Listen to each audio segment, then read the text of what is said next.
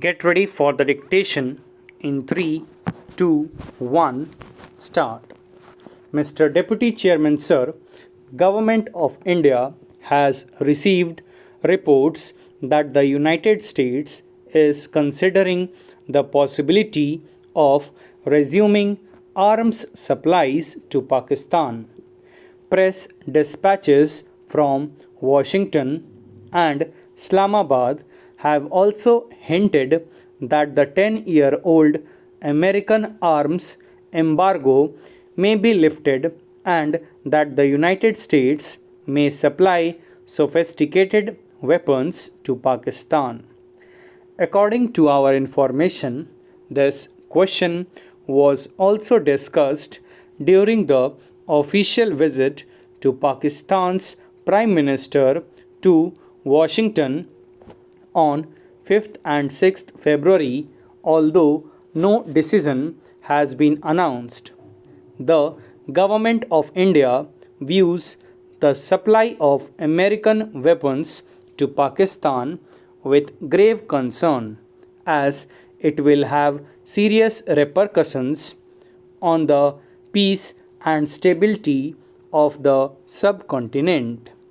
We have taken up this matter with the US government at the highest level and have brought to its attention the consequences of the reversal of their present policy on the process of normalization on the subcontinent. On 28th January, I addressed a letter to the Secretary of State on this subject and conveyed to him our deep concern about the harmful effects of arms supplies to Pakistan on the peace of this region as well as on Indo American relations. I particularly emphasized that Pakistan's fear about a military threat from India are wholly fanciful and unwarranted, as both India and Pakistan are committed in the Simla Agreement to work for friendly and harmonious relationship and the establishment of durable peace in the subcontinent and to settle all their differences through peaceful means. It has always been India's policy to promote peace, stability, cooperation, and good neighborly relations among the countries of this area on the basis of equality, sovereignty, and respect for independence and territorial integrity of all states. Despite the unfortunate past, we have made special efforts to bring about normalization and reconciliation with Pakistan. Thanks to these efforts, we have succeeded to some extent in improving relations between the two countries in spite of the slow progress in the implementation of the Simla Agreement. These hopeful trends will be jeopardized and the promise of cooperation replaced by the spectre of confrontation by an American decision to induct sophisticated weapons into the subcontinent. It will not only create new tension between India and Pakistan but also revive old misgivings about the United States' role in the region. In recent months, both India and the United States have made sincere efforts to improve their relations. The Secretary of State himself stated while in India last year that the United States does not wish to encourage an arms race in the subcontinent. In view of the past history of the Indo-American relations, it is our earnest hope that the United States will carefully consider all implications its decision to supply weapons to Pakistan will have on the relations between our two countries.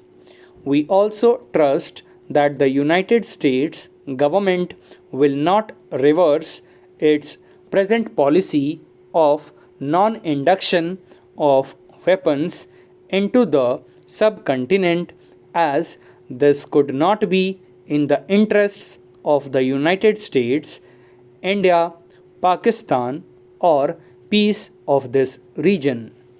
Mr. Deputy Chairman, Sir, an honorable member has raised practically all the aspects of this problem, and I will briefly deal with all of them one by one. It is not only one party or one member or this house or the other house, but the entire nation is of one voice in saying that the American arms supply to Pakistan is going to have an adverse effect on the normalization process that has started in the subcontinent and on the relations between USA and India. I have no doubt that America will take note of this one particular aspect of the problem. It is not an ordinary thing, and I can assure the honorable member that the letter that I wrote to him was a letter which gave him a very clear idea of the strong reaction that this country will have as a whole.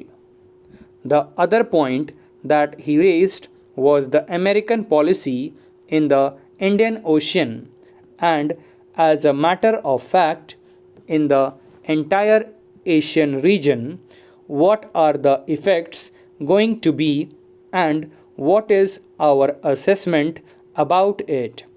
I think it is much better if we see what the factors were which were responsible for these ups and downs in Indo American relations. And this was basically the fact that they always tried to play a sort of balance of power politics in the subcontinent. They had this idea of parity of military strength between India and Pakistan.